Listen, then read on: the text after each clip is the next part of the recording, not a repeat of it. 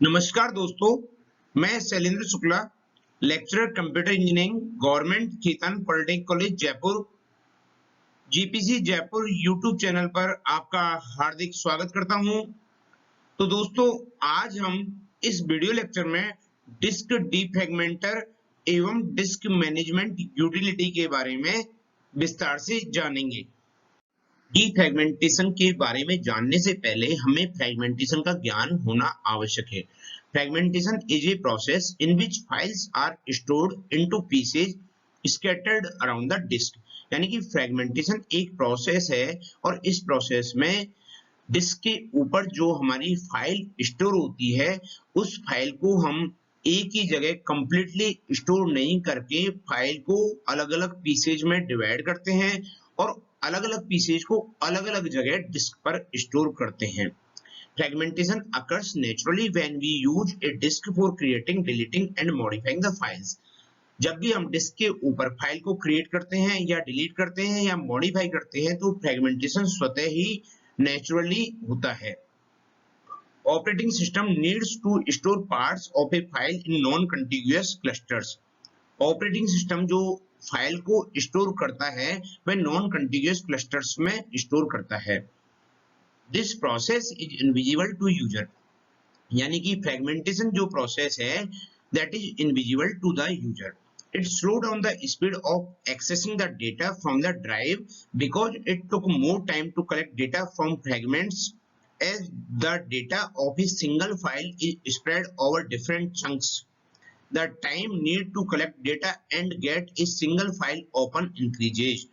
यानी कि फ्रैगमेंटेशन की वजह से जो डेटा एक्सेसिंग स्पीड है वो स्लो हो जाती है, क्योंकि यहाँ पर डेटा फ्रैगमेंट्स में डिवाइड होते हैं और इन फ्रैगमेंट्स जो हैं इनको अलग अलग चंक्स से पहले इकट्ठा करना होता है और इस डेटा को इकट्ठा करने में जो टाइम लगता है इसकी वजह से डेटा एक्सेसिंग टाइम फ्रैगमेंटेशन की वजह से बढ़ जाता है।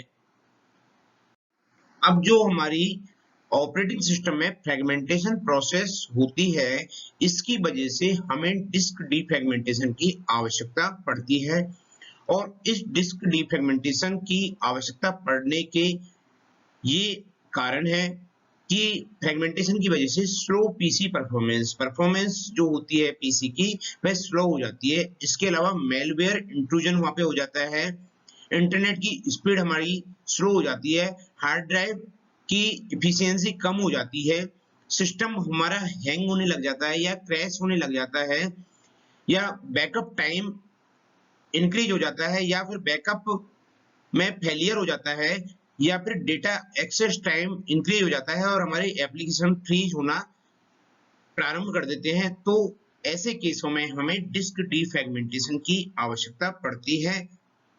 तो आइए अब हम जानते हैं डिफ्रैगमेंटेशन प्रोसेस के बारे में। Defragmentation is the process of locating the non-contiguous fragments of data into which a computer file may be divided as it is stored on a hard disk, and rearranging the fragments and restoring them into fewer fragments or into the whole files। यानी कि जो हमारी fragmentation process थी उसके द्वारा file को अलग अलग फ्रैगमेंट बनाकर अलग अलग जगह जो स्टोर कर दिया गया, जिसकी वजह से डेटा एक्सेसिंग टाइम बढ़ गया और जो हमारी पीसी की परफॉर्मेंस डिक्रीज होने लग गई, इसको रिमूव करने के लिए हम डिफ्रैगमेंटेशन प्रोसेस का इस्तेमाल करते हैं। और इस डिफ्रैगमेंटेशन प्रोसेस में हम फ्रैगमेंट्स को रीअरेंज करते हैं और उन फ्रैगमेंट्स को रीअरेंज हम इस प्रकार करते हैं कि या तो वो फ्रैगमेंट्स नंबर ऑफ फ्रैगमेंट्स की संख्या बहुत कम हो जाती है या फिर वो सारे फ्रैगमेंट्स एक ही जगह स्टोर होकर और फाइल जो है हमारी संपूर्ण फाइल हमारी एक ही जगह स्टोर हो जाती है। तो यह प्रक्रिया डिफ्रैगमेंटेशन कहलाती है। These are the some benefits of disk defragmentation: faster application accessibility, extended hard drive lives, more efficient security and reduced errors are some benefits of disk defragmentation। डिफ्रैगमेंटेशन करने के लिए हम डिफ्रैगमेंटर टूल का इस्तेमाल करते हैं और हमारे डिफ्रैगमेंटेड टूल में ये विशेषताएं होनी चाहिए कि defragmented tool should be easy to install and it should have one click action. It should provide all in one solution and it should provide summary report also. डीफ्रैगमेंटेशन प्रक्रिया को संपन्न कराने के लिए हमें डीफ्रैगमेंटर टूल की आवश्यकता होती है और इस प्रक्रिया के लिए हम disk speed up, Defraggler, O and O Defrag, smart Defrag, Diskeeper 18 home, WinContig, MyDefrag, UltraDefrag आदि में से किसी भी डीफ्रैगमेंटर टूल का उपयोग कर सकते हैं। हमें हमारे लैपटॉप या डेस्कटॉप में डीफ्रैगमेंटेशन की प्रक्रिया समय समय पर संपन्न कराते रहने चाहिए, क्योंकि डीफ्रैगमेंटेशन प्रक्रिया की सहायता से हार्ड ड्राइव की स्पीड बढ़ाई जा सकती है और साथ ही हार्ड ड्राइव की लाइफ भी बढ़ाई जा सकती है। तो आइए अब हम बात करते हैं डिस्क मैनेजमेंट यूटिलिटी की। Disc management is a utility built into different operating systems which can be used to create, delete, format partitions, assign drive letters and much more।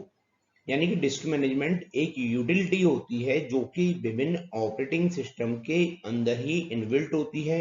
इस डिस्क मैनेजमेंट यूटिलिटी की सहायता से हम partitions को create, delete, format कर सकते हैं, drive letters को असाइन कर सकते हैं और इसके अलावा कई काम हम डिस्क मैनेजमेंट यूटिलिटी की सहायता से कर सकते हैं। Disk management can also be used to view partitions and their formatted file system on the hard drive.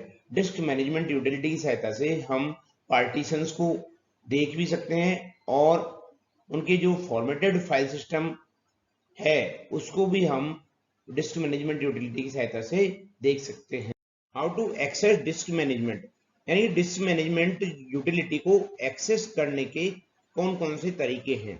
तो मुख्यतः हम डिस्क मैनेजमेंट यूटिलिटी को एक्सेस करने के लिए 3 तरीके का इस्तेमाल करते हैं। इसका पहला तरीका है स्टार्ट मेन्यू में जाइए, फिर हम जाते हैं कंट्रोल पैनल में, फिर हम एडमिनिस्ट्रेटिव टूल्स में जाते हैं और वहां पर जाकर हम कंप्यूटर मैनेजमेंट को डबल क्लिक करते हैं। इसके पश्चात डिस्क मैनेजमेंट पर क्लिक करने पर हमारी डिस्क मैनेजमेंट यूटिलिटी की विंडो हमारे सामने स्क्रीन पर दिखाई देती है। इसका दूसरा तरीका है रन कमांड का उपयोग करके। हम रन कमांड में डिस्क mgmt diskmgmt.msc टाइप करते हैं और इसको टाइप करने के पश्चात ओपन करने पर वहां पर डिस्क मैनेजमेंट यूटिलिटी की विंडो हमारे सामने दिखाई देती है। डिस्क मैनेजमेंट यूटिलिटी को ओपन करने का तीसरा तरीका है कि हमारी जो विंडोज की होती है लैपटॉप या डेस्कटॉप में, उसके साथ में हम एक्स की दबाएंगे, यानी कि विन और एक्स की को हम साथ साथ दबाएंगे और इसको साथ साथ दबाने के बाद में हम डिस्क मैनेजमेंट शॉर्टकट जो है उसके ऊपर क्लिक करेंगे तो हमारा डिस्क मैनेजमेंट यूटिलिटी की विंडो हमारे सामने स्क्रीन पर दिखाई देगी।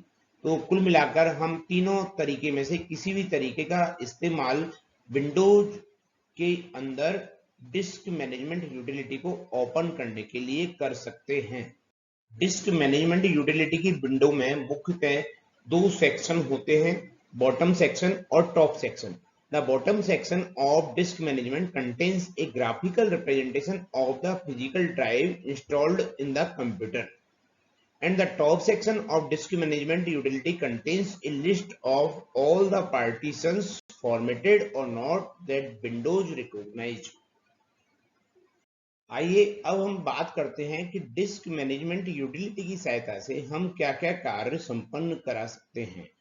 तो ये कार्य हैं जो हम डिस्क मैनेजमेंट यूटिलिटी की सहायता से संपन्न करा सकते हैं। वह है पार्टीशन ए ड्राइव, यानी किसी ड्राइव के पार्टीशन हम डिस्क मैनेजमेंट यूटिलिटी की सहायता से कर सकते हैं। फॉर्मेट ए ड्राइव, किसी ड्राइव को फॉर्मेट कर सकते हैं। चेंज ए ड्राइव लेटर, ड्राइव लेटर को डिस्क मैनेजमेंट यूटिलिटी की सहायता से चेंज किया जा सकता है। श्रिंक ए पार्टीशन, यानी कि जो हमारे पुराने पार्टीशन हैं उनकी साइज को हम घटाकर श्रिंक करके नई साइज दे सकते हैं डिस्क मैनेजमेंट यूटिलिटी की सहायता से। एक्सटेंड ए पार्टीशन, जो हमारे पुराना पार्टीशन है उसकी साइज को हम बढ़ा भी सकते हैं डिस्क मैनेजमेंट यूटिलिटी की सहायता से। डिलीट ए पार्टीशन, जो हमारे पुराने पार्टीशन है उनमें से यदि किसी पार्टीशन को हमें डिलीट करना है तो यह कार्य भी हम डिस्क मैनेजमेंट यूटिलिटी की सहायता से संपन्न करा सकते हैं। इसके अलावा चेंज ए ड्राइव्स फाइल नेम, ड्राइव की फाइल नेम को चेंज भी हम डिस्क मैनेजमेंट यूटिलिटी की सहायता से करा सकते हैं। तो ये मुख्य कार्य हैं जिनको हम डिस्क मैनेजमेंट यूटिलिटी की सहायता से संपन्न कराते हैं। तो दोस्तों आज हमने इस वीडियो लेक्चर में डिस्क डिफ्रैगमेंटर टूल एवं डिस्क मैनेजमेंट यूटिलिटी के बारे में विस्तार से जाना। दोस्तों मेरा आपसे विनम्र अनुरोध है कि आप जीपीसी जयपुर यूट्यूब चैनल को सब्सक्राइब करें एवं वहां पर सब्सक्राइब करके जीपीसी जयपुर यूट्यूब चैनल में मेरे subject code CS 202 computer architecture एवं subject code CS 210 PC maintenance and travel shooting के अन्य कई वीडियो लेक्चर हैं। इनको भी आप देखकर लाभान्वित होंगे और इन्हें लाइक भी करें। बहुत बहुत धन्यवाद।